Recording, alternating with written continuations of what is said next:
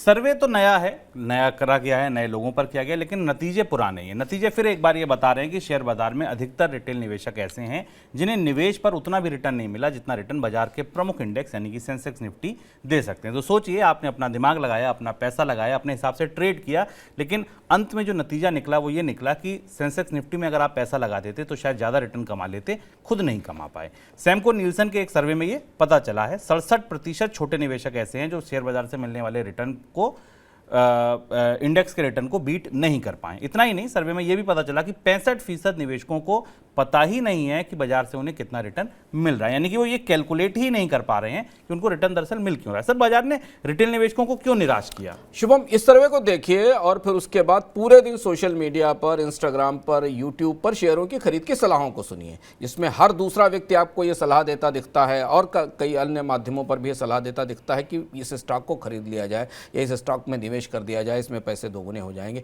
ये सर्वे लगातार फिर बता रहा है कि भारत में स्टॉक और इक्विटी लिटरेसी की बहुत ज़्यादा कमी है। शेयर बाजार में निवेश के तौर तरीके क्या हैं, आपको बेहतर रिटर्न कैसे मिल सके, नुकसान से कैसे बचा जा सके, आपको कोई स्टॉक खरीदना है या आपको इंडेक्स फंड में लगाकर अपने निवेश को सुरक्षित रखना ज़्यादा बेहतर है, ये सारे तौर तरीके जानना और समझना ज़रूरी है। और इसी के बीच में करेला और नीम चढ़ा जैसी स्थिति ये होती है जब छोटे निवेशक एफ&ओ सेगमेंट में पैसा लगाना शुरू कर देते हैं। सेबी ने बताया कि भारत में हर एफ&ओ सेगमेंट में निवेश करने वाले हर 10 में से 9 रिटेल इन्वेस्टर्स को सिर्फ नुकसान और नुकसान हुआ, इसके अलावा कुछ नहीं मिला है। तो अगर आप पूरे शेयर बाजार को देखें तो शेयर बाजार की एक तस्वीर ऐसी दिखती है हमें शुभम, जैसे कि शेयर बाजार में हर व्यक्ति कमा रहा है, शेयर बाजार में कमाई का एक दरिया बह रहा है, जो बाजार में पैसा लगाएगा वो पैसा बनाकर निकलेगा। दूसरी तरफ हमें वास्तविकता दिखाई देती कि अधिकांश छोटे निवेशक अपनी पूंजी भी नहीं बचा पाते हैं। जितनी पूंजी उन्होंने एक साल की शुरुआत में लगाई थी, एक साल के बाद उनके रिटर्न्स भी उसमें नहीं दिखाई देते। और इसलिए ज़रूरी है